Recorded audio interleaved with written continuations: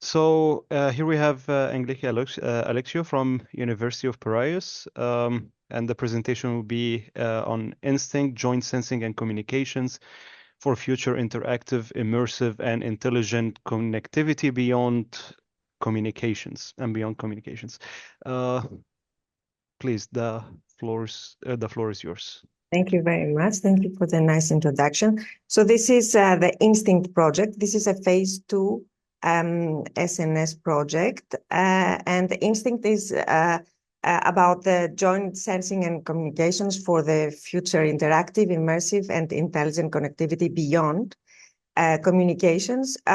What I'm going to do in the next 20 minutes or so is to very briefly say a few words about what it means to target beyond communications.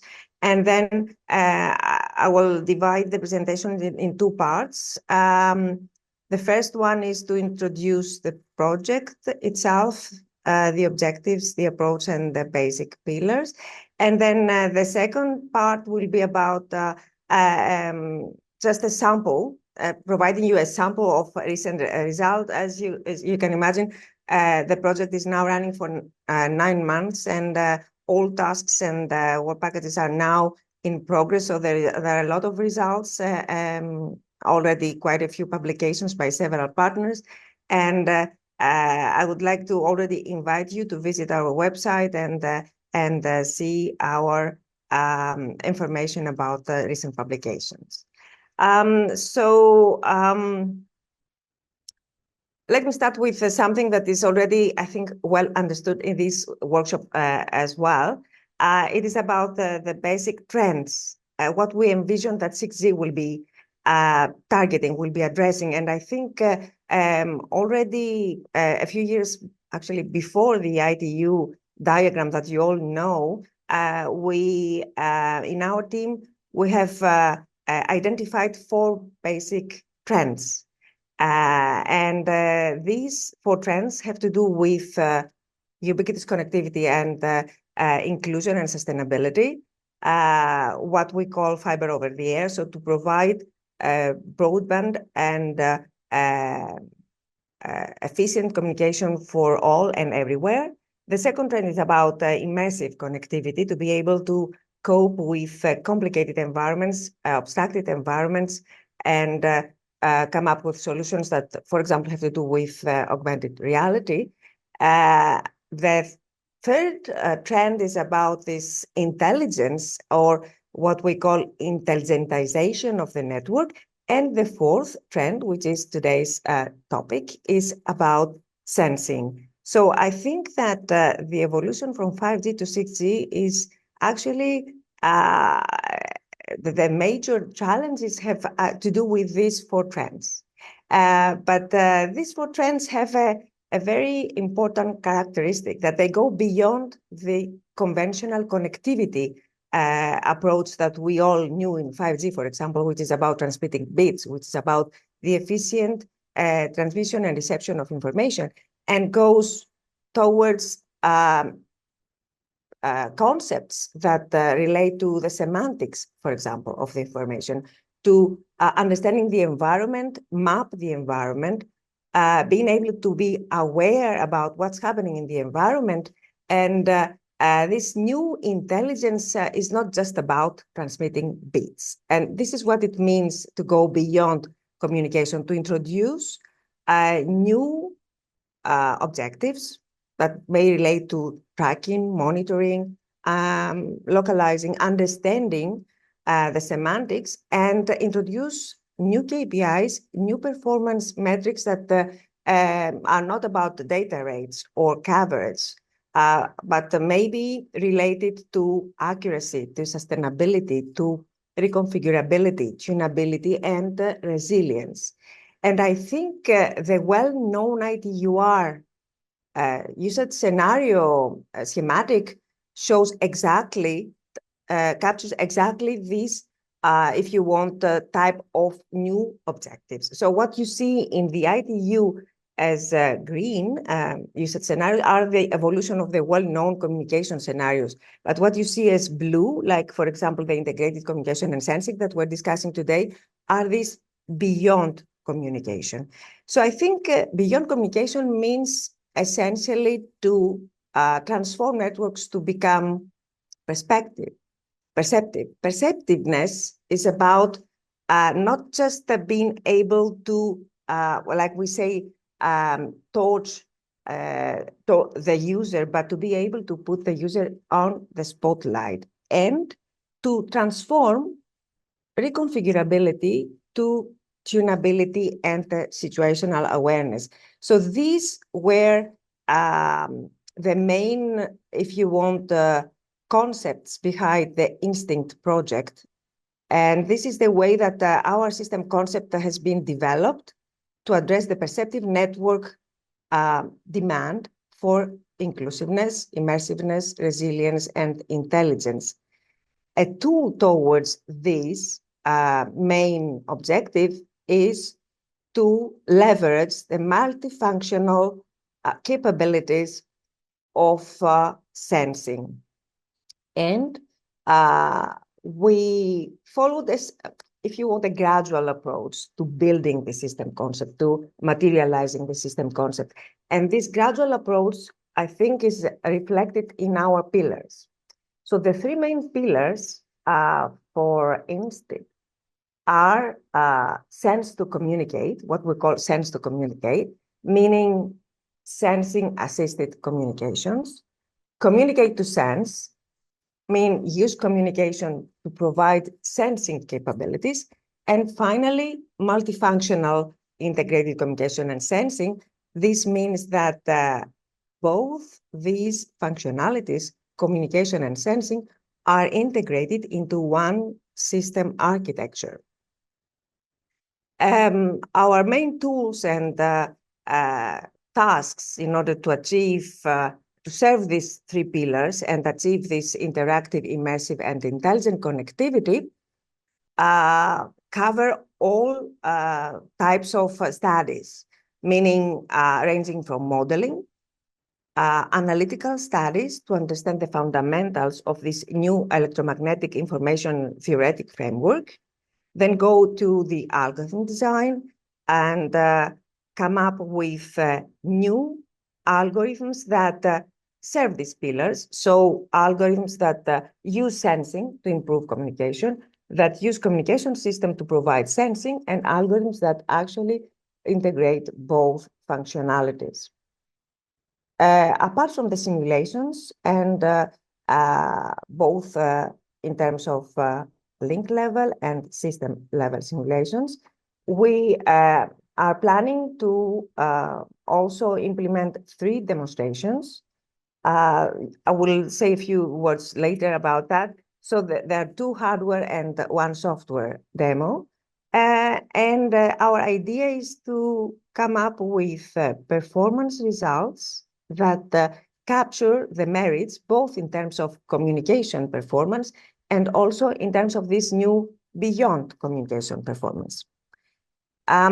So this is our methodology. Like I explained before, the theoretical framework development, the ecosystem development in terms of algorithm and demo design, and then the actual demonstration and evaluation of both the KPIs and the KVIs that are now involved. We try to streamline our thinking about scenarios because, as you probably can imagine, to capture all new 6G scenarios in one study is impossible. So in our thinking, the most important part of scenario selection is about targeting this interactive, immersive, and intelligent connectivity objective. And 3 angles, we took 3 different angles in targeting these objectives. The first one is about understanding how these objectives can serve mobility. So in our first usage scenario, localization, tracking, and traffic management are the main challenge. So how you deal with mobility, how the three pillars of instinct can actually serve a mobility scenario. Our second scenario is focusing on environmental awareness, on mapping the environment, including surveillance, imaging, and positioning and localization. So this is what we call environment monitoring. And our third scenario is our Internet of Senses angle. So how you use the instinct algorithms, the instinct approaches to capture augmented reality, for example, related sensing, well-being monitoring, user interface, and gaming. So apart from our theoretical work and algorithmic design studies, so this is like if you want, a snapshot of our demonstration plans that are already have started. The work package on demos has started, and we are in the phase of planning the experiment. So demo 1 is a sub-6 demo that aims to demonstrate the SDR and machine learning aspects. And to do that, we're going to use Cortex Lab facilities. And our idea is to show how new waveform signal processing algorithms that use machine learning can actually materialize the instinct objectives in terms of ICAS. Our second demo is again a hardware demo, mostly focusing on higher frequencies and higher bandwidths. And this demo is targeting mainly the link layer sensing and localization, with emphasis on the use of RISs at millimeter frequency bands. And this is this has like two, if you want, sub cases that it covers. The first one is a laboratory experiment that will use Greener Wave's RISs and Fraunhofer's wideband testbed together integrated to show these sensing capabilities. And the second part of this demo is a real-world environment that will be provided by Bosch. And there, the actual, it will be in fact, a typical factory environment. And there, we want to try and understand a realistic environment situation where sensing and communication can be actually implemented, again, with all the propagation, for example, challenges involved. And our third demo is a software demo. And the studies there target to introduce more complex scenarios, not just the proof of concept demos that the two hardware demos will address, but to address higher frequencies, for example, go beyond the sub-6 and the millimeter wave, and try to introduce stochastic analysis by means of stochastic geometry in order to understand the aspects that integrate the effects of link level and network level performance. So these, more or less, we expect that results coming from the demos towards the second half of the project. We're already, almost completing the first year. So, the work is really coming up as we speak. So let me just now try to use the next few minutes to show you some examples of recent results of our work. So first example is a simple one, in the sense that it starts in a gradual, if you want, fashion to show you how one can, by using sensing data, by using, for example, GPS data, one can further improve the positioning accuracy by combining, by introducing the fusion between 5G NR and GNSS data. So this is a simple approach using already available, if you want, technologies, to show that the fusion between the two types of data can already provide you with reliable accuracy in terms of positioning. Like you can see in the various environment, the positioning error, how this is improved in a stable way. It is the green line at the bottom part of in the graphs at the bottom part. The yellow line shows you how stable, stably reliable are the positioning accuracy results when you combine the two. So these are results and work provided by i2CAT, who is our partner.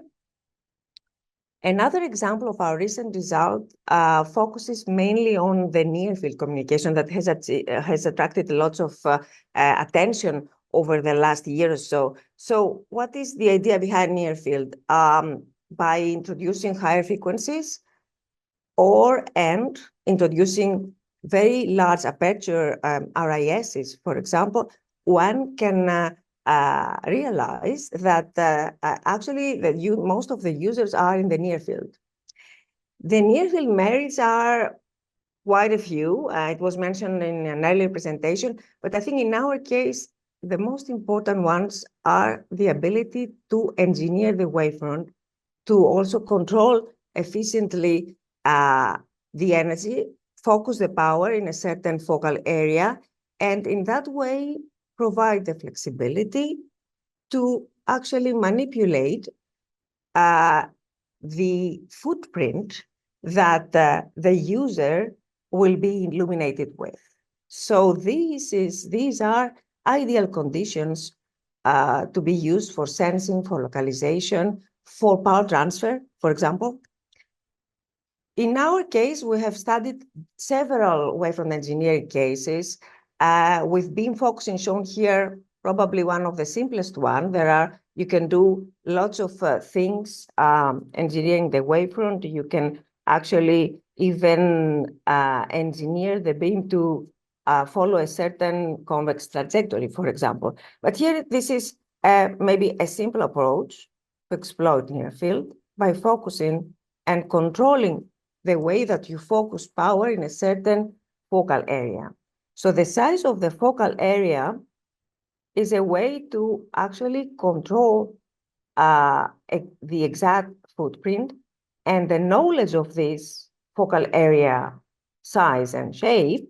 It is shown here how this focal area varies with parameters, for example, like the distance, the focal distance, or the RIS aperture and footprint. So by being able to control what you see here as gray areas, you can actually create a new type of focus beams that, for example, can be used for tracking and localization. So the old good beamforming tracking now can be transformed, according to this algorithm, to a RIS-based localization algorithm that uses both beamforming and beam focusing.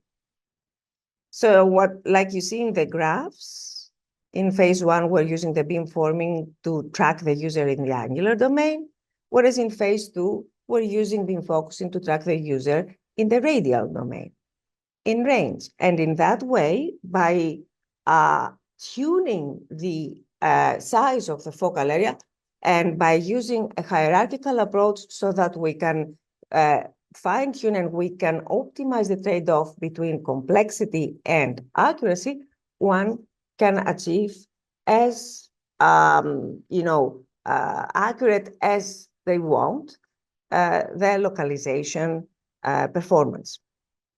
So this is a single way, quite, if you want, orthogonal. There are many variants of this algorithm that can provide with further granularity, and they can provide with more intelligent searching within this angular and radial domain. And another example that is provided by its work of Aalto University is how one would use reinforcement learning, for example, to do what? To design the waveforms, to select the waveforms, and jointly also select the resource allocation. So before the algorithm that I showed you before was not using any type of learning. It was more like a search-based algorithm, let's say, but one can further enhance this type of algorithms with model-based reinforcement learning and show that jointly the sensing performance and the communication performance can be optimized.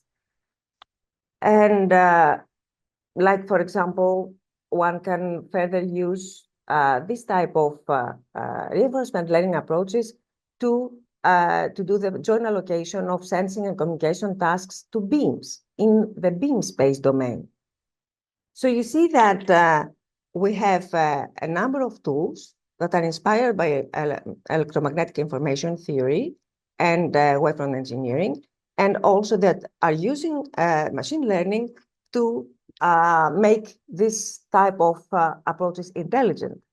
And my final example, before my time is up, I think, is a first glimpse of the experimental activities. This is the demo provided by Greener Wave.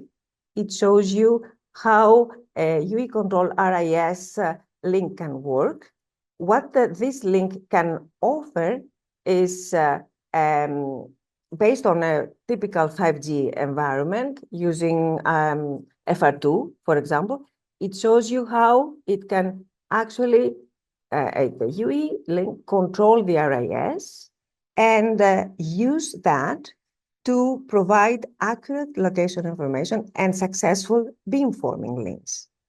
In a way similar to what was discussed before in a more theoretical, let's say, framework, here you see that RIS is used to track the user by just selecting the right beams that every time optimize performance.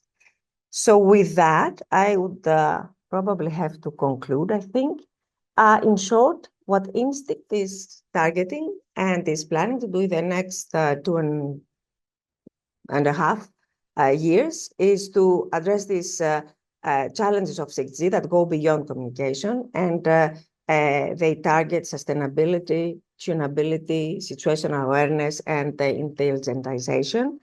And the Instinct will follow this incremental, this kind of gradual approach towards this beyond communication, starting from sensing assisted communication, which is our pillar one, and then going to communication assisted sensing, and finally manage to deliver a new framework that is based on the co-design of sensing and communication in order to be able to address these beyond communication challenges for next generation systems. So with that, I think I will stop here. Thank you.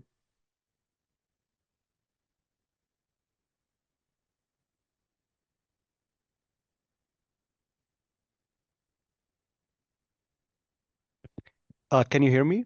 Yes, now yes. All right, yes. So thank you very much, Angeliki, for the great presentation and going into the high level and into the intricacies of the technical details. I think we have 1 minute, so we can maybe have one question, and then you can answer the rest with text messages, right? So the question here is it safe to say that near-field sensing will provide better angular and range resolution of the targets than the far-field assumption? And does near-field provide advantage in that aspect? Sure, that is true. Of course, it always, the answer is always depends on the parameters. So the better the aperture, and so that it gives you more resolution capability. So you would need to make use of larger surfaces or higher frequencies or both. And we have all the analytical framework that gives also a quantitative answer to that question, not just a qualitative. So if you want to have a look, we have recent publication that very clearly quantify this. Perfect. Right on time. Thank you very much, Angeliki. And maybe it would be great if you can answer the rest of the questions offline. I will do. Thank you so much.